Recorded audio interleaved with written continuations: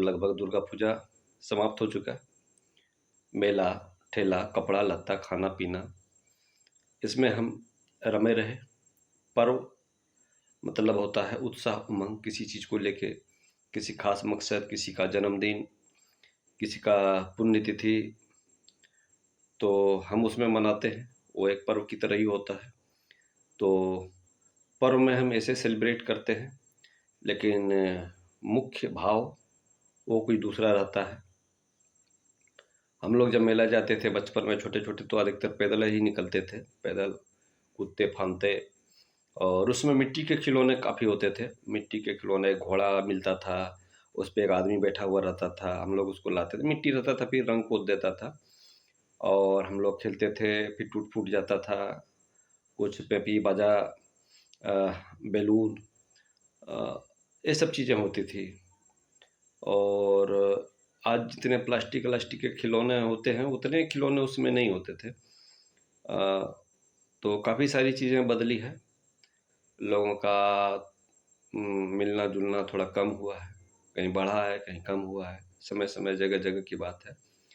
तो पर्व का जो मुख्य उद्देश्य जो होता है, वहाँ तक सभी लोग नहीं पहुँचते हैं। हम सब थोड़े बहुत पहुँचने का प्रयास करें। ऐसे ही पर्व आते हैं और ख़त्म हो जाते हैं, लेकिन पर्व है कि इस उत्साह और उमंग को बनाता है।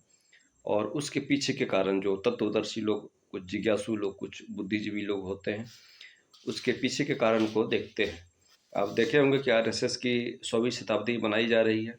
कई जगह पे बहुत धूम-धड़ाके से मनाया जा रहा है। आरएसएस का जब स्थापना किया गया था, तो उसका भी मेन मुख्य उद्देश्य यही शक्ति है। और बहुत जगह हथियारों की भी लोग पूजा करते हैं। हम लोग शक्ति का ही उपासना है, शक्ति प्रदर्शित करते हैं। सिंदूर देखिए, बहुत जगह फ़ोटो में आता है कि हथियार रख दिए और उसमें सिंदूर का टीका झाँका और पूजा करते हैं, शस्त्रों की पूजा करते हैं। शक्ति की पूजा, तो शक्ति के लिए तो शस्त्र चाहिए ही, तो हम शस्त्र की पूजा करते हैं। हम लोग आम जो बलि देते हैं, वो भी एक शक्ति का ही प्रदर्शन है। बकरे को मारते हैं और शक्ति का प्रदर्शन, हालाँकि ये सब कुछ जो बलिदान की जो प्रथा है, बलि प्रथा है, ये बकरों की प्रथा, ये नवीन है, ये पुरातन नहीं है। लेकिन हमारे यहाँ एक नियम है कि कोई चीज़ अगर कुछ साल चल जाए, तो वो प्रथा बन जाती है। और प्रथा और धर्म में अंतर है। सती प्रथा, बाल विवाह प्रथा, कई सारी प्रथाएँ थी।